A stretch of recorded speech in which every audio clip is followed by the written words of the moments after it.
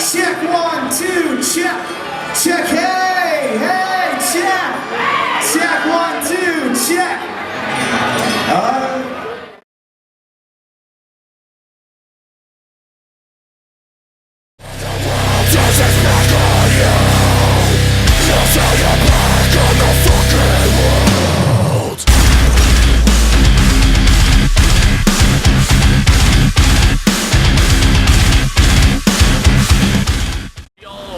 Anathema EP back in fall, winter, I think 09. Fall, winter 09, recorded it through like January and February, just kind of like on and off because the studio was nearby. It wasn't a home studio or anything.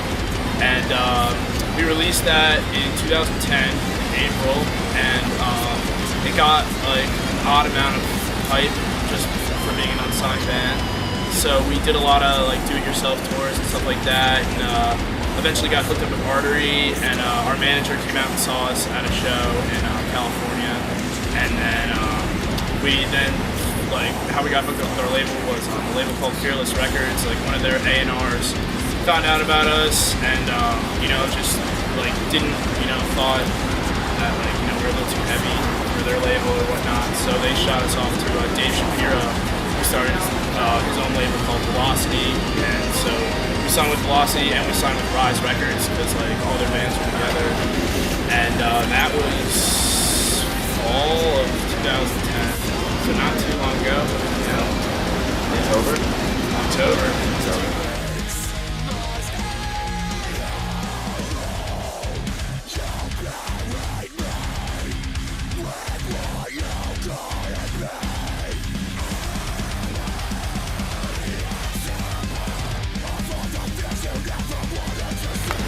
The New Jersey scene, the scene that we came up in, is very, very hardcore based.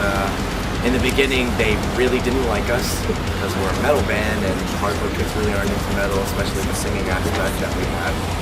So that's why in the EP we didn't have much singing. And yeah, it's just big hardcore scene.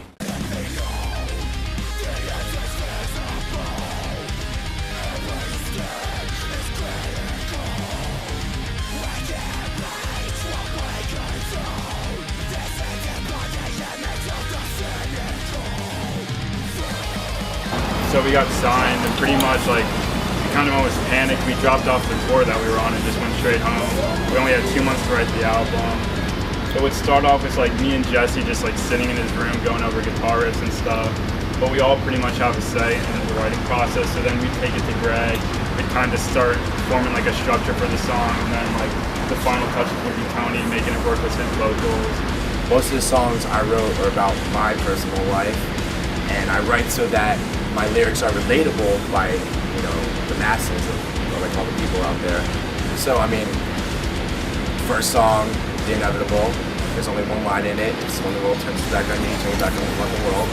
That's pretty much the overall gist of the whole album. It's, you know, when someone, you know, betrays you, lets you down, whatever, you don't need them. You go do you. And then that's pretty much all the songs. There's songs about parents, because I never had parents, so there's songs about that. There's songs about relationships, because those people let you down. There's songs about friends, family, all that. It's just great faith and full. It's putting your faith or your trust in the people that have let you down.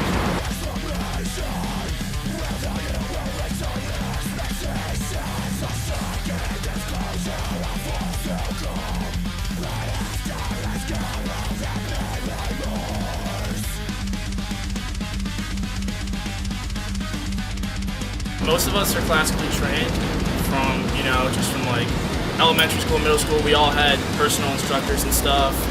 I was always in either jazz band or orchestra or something like that, playing percussion. Being classically trained, you know how to like write out all the notes. We can all read actual music, not just tabs. So we have certain we programs. write out the sheet music, bro. Yeah, we don't have to play it first. We already know what it sounds like before any of us know how to play it. Yeah.